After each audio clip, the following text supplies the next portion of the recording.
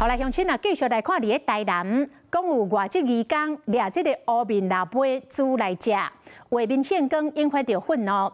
不过市政府在调查了后，讲应该毋是乌面腊杯，但是若是野鸟嘛袂使。警方已经找到迄个移工当事者，伊讲伊只是分享网络相片，并无掠野鸟煮来食。一大阵的乌面腊杯飞到水面来讨食。台南沿海地区今年有4800多只的乌面腊杯来归档休困，也毋过所听讲，敢若有外籍移工将因掠来食。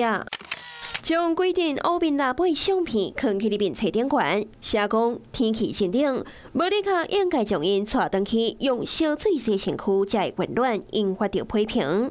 有网友找出朴本这位人，发现伊的面册顶馆特别分享被胶片加自外相片，佮敢若捌掠过其他鸟仔囝，红美甲变贵。他们习惯就是有野生动物就抓来吃，他们不会去认为说它是保育类。那我们台湾的法律规定是保育类，所以我们的人民就很保护嘛。还没有受保护的时候，还是有那个有民众会到这边来抓海鸟。它的翅膀比较短，所以应该不是黑面琵鹭，但是它有猎捕野生动物的话，我们会请保安警察、地勤大队来协助调查。这个外籍移工伫台南的加工厂食头路，中人甲当事外籍移工出面解释，只是误会。我在这哪是有，就是台湾这我没有设。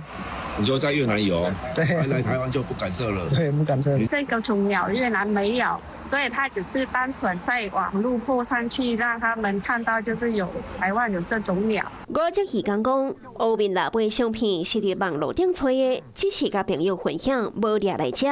胶片啊是用来掠鱼啊，毕竟那是乌白杀野生动物，都有可能会违法。